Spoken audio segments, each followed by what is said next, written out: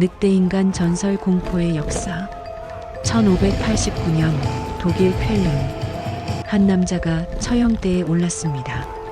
그의 죄목은 25년간 18명을 살해하고 그들의 살을 먹은 것. 하지만 사람들이 그를 두려워한 진짜 이유는 따로 있었습니다. 그가 보름달이 뜨면 늑대로 변한다고 자백했기 때문입니다. 중세 유럽을 공포로 몰아넣은 늑대인간.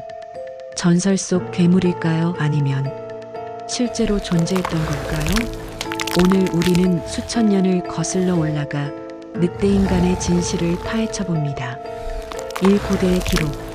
늑대인간에 대한 가장 오래된 기록은 놀랍게도 기원전으로 거슬러 올라갑니다. 기원전 5세기, 역사의 아버지라 불리는 헤로도토스는 그의 저서 역사제사권에 충격적인 내용을 남겼습니다. 스키타이 북동부에 사는 네오리족이 매년 며칠간 늑대로 변신한다는 것이죠. 그리스 신화에도 최초의 늑대인간이 등장합니다. 아르카디아의 왕 리카온. 그는 제우스 신을 시험하기 위해 자신의 아들을 죽여 인육을 신에게 바쳤습니다. 분노한 제우스는 리카온을 영원히 늑대로 변하게 만들었죠. 흥미로운 점은 리카온이라는 이름 자체가 그리스어로 늑대를 의미한다는 겁니다. 그래서 오늘날에도 늑대인간을 의미하는 학술 용어가 라이칸스로피입니다. 이 중세로 확산되다. 하지만 늑대인간이 진짜 공포의 대상이 된 건 중세 유럽부터입니다. 12세기 프랑스의 시 비스클라브레는 늑대인간 문학의 시작점입니다. 브르타뉴 지방의 한 귀족이 매주 늑대로 변하는 비밀을 아내에게 털어놓았다가 배신당해 영원히 인간으로 돌아오지 못하게 됩니다. 830년경 웨일스 수도사의 기록에는 켈트인들이 조상으로부터 물려받은 힘으로 늑대로 변신해 가축을 습격한다는 내용이 나옵니다. 늑대일 때 입은 상처는 인간으로 돌아와서도 그대로 남아있어 이것으로 늑대인간을 판별할 수 있었다고 하죠. 2부 공포가 현실이 되다. 1414년 유럽 역사의 결정적 전환점이 찾아옵니다.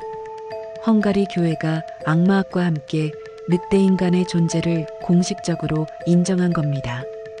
이 소식이 유럽 전역으로 퍼지자 원래 무해했던 전설 속 존재가 갑자기 살인 괴물로 변했습니다. 마녀 사냥과 함께 늑대인간 재판이 시작됩니다. 17세기 말 유럽 전역에서 늑대인간으로 몰린 사람들이 화형대에 올랐습니다. 이제부터는 실제 기록된 사건들을 소개합니다. 케이스 1. 베드버그의 늑대인간 마이너스 피터 스텀프. 1589년 독일 쾰른 근처 베드버그. 피터 스텀프라는 남자가 체포됩니다. 그의 죄목은 충격적이었습니다. 25년간 18명을 살해하고 인육을 먹었다는 것. 고문 끝에 그는 자백합니다. 12살 때부터 흑마법을 익혔고 악마에게 영혼을 팔아 늑대로 변할 수 있는 마법의 허리띠를 얻었다고요. 그의 처형 방식은 당시에도 잔혹하기로 악명 높았습니다. 바퀴에 묶여 팔다리가 꺾인 채 목이 잘렸고 시신은 불태워졌습니다. 그의 배우자와 딸까지 산채로 화형당했죠. 케이스 2. 상트 클로드의 늑대인간 가족. 1598년 프랑스 서부. 더욱 충격적인 사건이 발생합니다. 페르네트 강디옹이라는 소녀가 늑대인간을 자칭하며 네 발로 기어다니고 또래 아이 둘을 공격해 한 명의 목을 물어뜯어 죽입니다.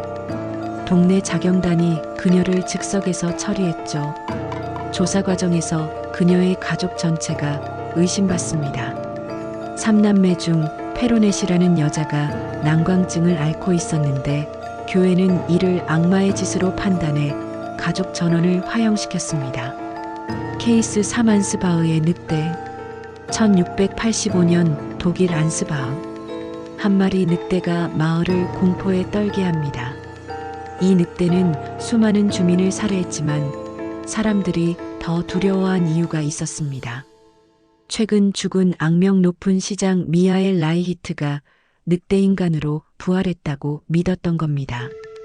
주민들이 조직한 사냥대가 마침내 늑대를 사살했습니다. 놀랍게도 그들은 죽은 늑대에게 사람 옷을 입히고 시장의 가면을 씌워 마을 광장에 전시했습니다. 3부 역사적 배경과 실제 피해. 진짜 늑대의 공격. 전설만 있었던 건 아닙니다. 실제로 늑대가 인간을 공격한 기록이 무수히 많습니다. 1580년부터 1830년까지 프랑스에서만 3069명이 늑대의 공격으로 사망했습니다. 그중 1857명은 광견병에 걸리지 않은 일반 늑대의 공격이었죠. 15세기부터 19세기 이탈리아 포 계곡에서만 440명이 늑대에게 죽었습니다. 1871년 러시아에서는 단 한 해에만 164명이 늑대의 공격으로 목숨을 잃었습니다. 충격적 사실. 더 놀라운 건 제1차 세계대전 때 일어난 일입니다. 카우나스, 빌뉴스, 민스크 지역에서 굶주린 늑대떼가 러시아군과 독일군을 동시에 공격했습니다. 피해가 너무 커지자 전쟁 중이던 양군은 늑대를 처치하기 위해 임시 휴전을 선언했습니다. 18에서 19세기 스칸디나비아 지역 연구에 따르면 늑대 공격 피해자의 85% 이상이 12세 미만 어린이였습니다. 성인 피해자는 대부분 여성이었죠. 왜 어린이와 여성이었을까요? 늑대들이 가장 약한 대상을 선택했기 때문입니다. 이것이 바로 늑대인간 전설에서 주로 여성과 어린이가 희생자로 등장하는 이유입니다. 사부 과학적 진실. 7광견병 가설. 그렇다면 늑대인간은 정말 존재했을까요? 현대 과학은 세 가지 가설을 제시합니다. 가설 1 광견병. 첫 번째는 광견병입니다. 광견병에 걸린 사람은 놀라운 증상을 보입니다. 신경계 이상으로 어둠을 좋아하고 작은 빛 자극에도 경련을 일으킵니다. 심지어 보름달 빛에도 통증을 느껴 밤을 배회하죠. 물에 대한 공포증, 공격성 증가, 이를 드러내며 사람을 무는 행동까지 완벽한 늑대인간의 모습입니다. 가설 2 난광증. 두 번째는 난광증이라는 정신질환입니다. 고대 로마 시대부터 알려진 이 병은 환자가 스스로를 늑대라고 믿게 만듭니다. 네 발로 기어다니고 으르렁거리며 날고기를 먹고 사람을 공격합니다. 보름달이 뜨면 증상이 더 심해진다는 기록도 있습니다. 가설 3 선천성 다모증. 세 번째는 늑대인간 증후군으로 불리는 선천성 다모증입니다. 1850년 멕시코에서 늑대인간으로 소문난 여성 줄리아가 있었습니다. 인디언 출신인 그녀는 얼굴 전체가 털로 덮여 있고 입이 튀어나와 있었습니다. 사람들은 그녀를 괴물로 여겼지만 실제로는 선천적 불치 다모증 환자였습니다. 현대에도 이 병을 가진 사람들이 있습니다. 인도의 라리트 파티다르는 얼굴의 95%가 털로 덮여 있어 기네스북에 올랐습니다. 1제곱센티미터당 201.72개의 털을 가지고 있죠. 8연쇄살인범 가설. 또 다른 흥미로운 해석이 있습니다. 늑대인간은 연쇄살인범의 상징이라는 것입니다. 평범해 보이는 누군가가 알고 보니 잔인한 괴물. 보름달마다 변신해서 희생자를 찾는다는 설정은 연쇄살인의 특징인 살인 간격을 완벽하게 보여줍니다. 과거에는 이런 잔인한 범죄를 인간이 저질렀다고 믿기 힘들었습니다. 그래서 괴물의 전설로 형상화한 거죠. 5부 현대의 늑대인간. 9, 20세기의 목격담. 늑대인간 전설은 과거에만 있었던 게 아닙니다. 1938년 미국 미시간주에서 정체불명의 괴물이 계속 목격됩니다. 목격자들은 그것을 늑대인간이라고 주장했습니다. 2006년에도 한 남성이 운전 중 자신의 트렁크에 붙어 있는 늑대 인간을 발견했다고 주장했습니다. 이 사건 이후 늑대 인간 목격담이 잇따랐고 기자 린다 가드프리는 이를 모아 책으로 출간했습니다. 그녀는 지금도 숲속에 늑대 인간이 살고 있다고 주장합니다. 10 대중문화 속 늑대 인간. 19세기 이후 유럽에서 늑대가 거의 멸종하자 늑대 인간 전설도 점차 사라졌습니다. 하지만 20세기 할리우드가 늑대 인간을 되살렸습니다.